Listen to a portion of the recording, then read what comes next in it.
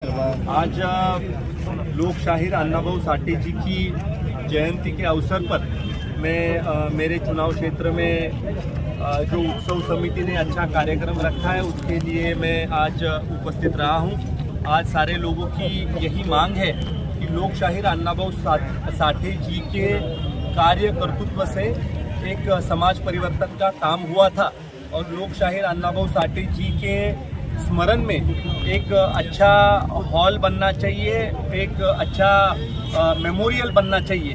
तो हम राज्य सरकार की तरफ से लगेगा उतना निधि उनको ज़रूर देंगे। आज हमारे जो लोकल नगर सेवक लोग हैं उनको भी मैंने कहा है कि आप हमें एक अच्छी जगह ये बोल दीजिए जो गवर्नमेंट की हो, जहाँ पे हम राज्य सरकार के तरफ से निधी उपलब्ध करके दे सकें। त्या वतीनं मागणी करण्यात आली की कराडमध्ये लोकशाहीर अण्णाभाऊ साठेंचं भव्य असं स्मारक हे राज्य सरकारच्या माध्यमातून देण्यात यावं। मला मनापासून एका गोष्टीचं समाधान आहे की लोकशाहीर अण्णाभाऊ साठेंच्या वाटेगाव गावी एक भव्य असं स्मारक राज्य सरकारच्या माध्यमातून देण्यात आलेलं आहे आणि त्याच धर्तीवर कराड शहरामध्ये मोठ्या प्रमाणावर मातंग समाजाचे बांधव हे येऊ शकतील।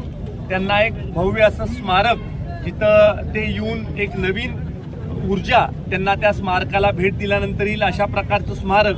त्याचबरोबर एक अभ्यासिका किंवा सभामंडप जेणेकरून समाजाचे काही विविध कार्यक्रम असतात ते कार्यक्रम देखील विनाशुल्क समाजाला घेता येतील असं करण्याच्या बाबतीमध्ये राज्य सरकारचा निश्चित स्वरूपी मानस आहे।